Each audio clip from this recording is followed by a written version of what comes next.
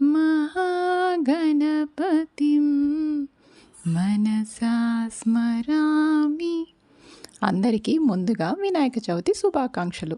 మనం వినాయకుణ్ణి 9 రోజులు ఎంచక్కా పూజించుకుంటాం. రకరకాల ఆహార పదార్థాలతో నైవేద్యాలు సమర్పించి దండం పెట్టుకుంటాం. మనం ఎంతగానో ఇష్టపడి ఆరాధించే వినాయకుడి నుంచి చాలా విషయాలు నేర్చుకోవచ్చు. ఇంట్లో అమ్మా నాన్నలు ఏదైనా పని చెప్పినా, టీవీ ఫోన్ ఎక్కువగా చూడకుండా చదువుకోమని అన్నా వాళ్ళ మాటలు మనం పట్టించుకోం కదా. కానీ మన చిట్టి గణపయ్య అలా కాదు.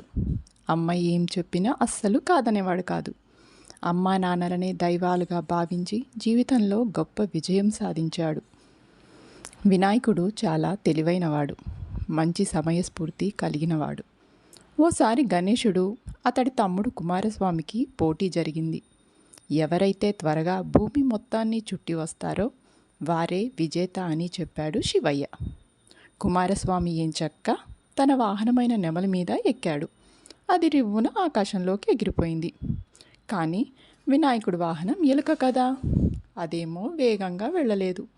ఇక తమ్ముడి కంటే ముందే భూమిని చుట్టి వచ్చేది ఎలా? ఏమీ అర్థం కాక గణేశుడు అయోమయంలో పడతాడు.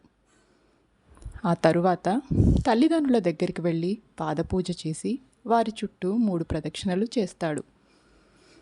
అప్పుడు పార్వతీదేవి, నాన్న వినాయక, నీకు పోటీలో గెలవాలని లేదా అని అడుగుతుంది. పోటీలో నేనే గెలిచానమ్మా. తల్లిని భూమాతగా, తండ్రిని ఆకాశంగా పురాణాలు చెబుతున్నాయి. మరి నేను మీ చుట్టూ తిరిగితే భూమిని చుట్టి వచ్చినట్టే కదా. తమ్ముడు ఒకసారి భూమిని చుట్టి వస్తే నేను 3 సార్లు చుట్టాను అని తెలివిగా సమాధానమిస్తాడు. అలా వినాయకుడు తల్లిదండ్రుల మీద తనకున్న ప్రేమను, గౌరవాన్ని చాటుకున్నాడు. తన తెలివితేటల్ని నిరూపించుకున్నాడు. సకల గణాలకు అధిపతి అయ్యాడు.